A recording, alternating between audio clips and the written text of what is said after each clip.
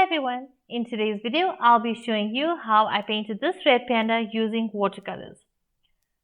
Now I started with a sketch of the red panda, looking at my reference photo, and the sketch I'm doing it using a regular graphite pencil. If you don't want any graphite lines to show, you could use a water-soluble graphite pencil, which is what I usually use. But in this case, I know I'm going to be adding multiple layers of watercolor and some darker colors as well. So I won't need to worry about the line showing through once I'm done with this painting. But what I'm doing now is I'm adding washes of color, just blocking in all the areas of the painting, of the drawing, and I just want to get everything covered and get the paper covered. So you can see it's very light washes, and I'm starting with the lighter colors. I'll go darker and add more depth to it as I move through the entire piece or as I paint. But at the moment, I'm just trying to cover all the areas. I'm not paying close attention to any details or adding anything, just covering up all the areas. Now, with watercolors, you can have a much looser painting than having a really hyper-realistic painting.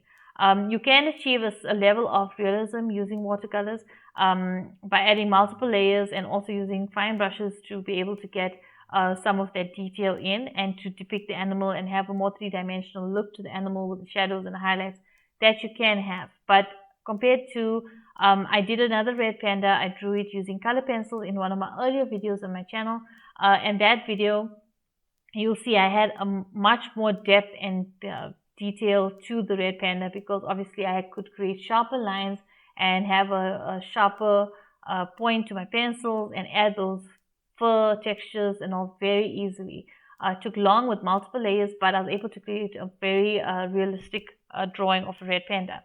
Now in this case, it is going to be a realistic drawing. You're going to see it is a panda bear, but it is, or red panda, but it is very, it does have a bit of a looser feel to it compared to my color pencil drawing. So always remember the watercolors is more looser. You can have it as detailed depending on the number of layers. You see I'm adding multiple layers, but it is generally used as a looser medium and not to have too much detail in there. But it can be used to add detail. So as you can see now, I'm using a very fine round brush just to create some of that fur texture and create those little hairs of the fur.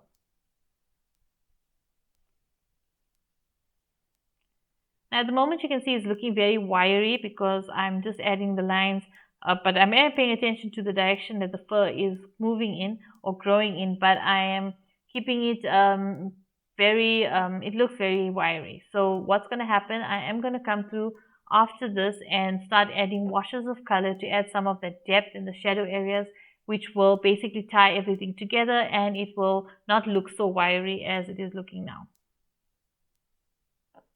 Now remember, when you're working with watercolors, let your layer dry properly before you move on to another layer.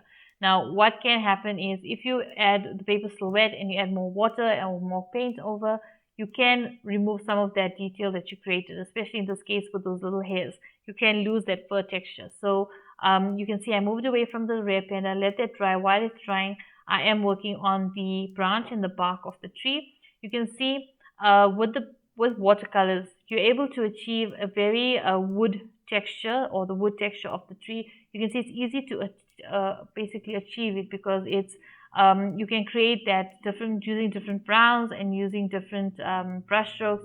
You are able to create that sort of a rough texture of wood or of a tree, and this can be done easily with watercolors. So you can see you can add a level of detail and realism to your drawings or paintings with watercolors. It doesn't have to be very loose, but it depends on you, how you paint. In my case, I do paint very realistically, so I like to have the animals correctly depicted.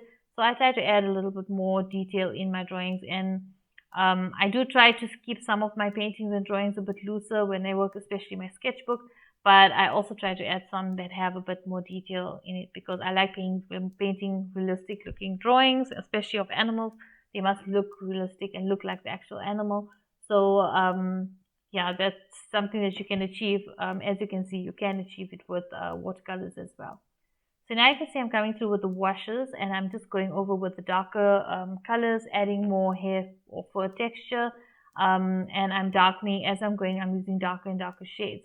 That is just to create the depth and the shadows of the fur and to make the red panda look more realistic.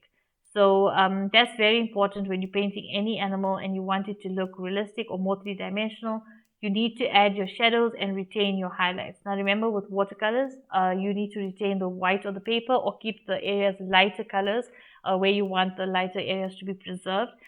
If you do happen to go over any area that you want to dark or want to lighten and it's a bit dark, you can use white gouache. You'll see around the nose area, the mouth, the cheeks, and the tips of the ears, you'll see that those areas look a bit gray, some parts of it. I am going to come through with white gouache, which is the color that those areas are supposed to be more white, and I'm going to go over those areas and create the fur texture or hairs, the individual hairs there. But I will have to, you'll see me darkening those areas up with a bit more gray before I go over with the white, just so that I have that shadow areas in the on the face as well when I'm adding the white, brightest white using the gouache. You can see there I'm darkening it up, and you can also see I added some details on the eyes as well using the white gouache too, the shine of the eye and the little side part of the eyeball as well. You see now, once I added that gray, how much the white shows better over it than when I just tried to put the white over the lighter areas. That's just to retain some of that shadow areas. Now remember, I am mixing the gouache with some water because I need it to be in a fluid texture so that I can be able to create the fur. But you can see it's showing much better now that I have that underpainting of the gray, which created that shadow areas.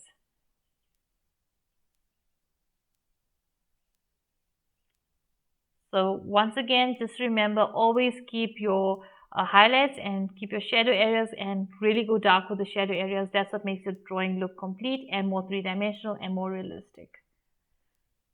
You can see I'm just adding the background, adding some shadows to the leaves and just touching up the background, darkening it up a bit just to create a bit more of an environment around the red panda. So I guess that's it for this video. Thank you so much for watching. I hope you've enjoyed it. If you have, don't forget to like and share. Feel free to comment below and don't forget to subscribe. Till the next one. Bye.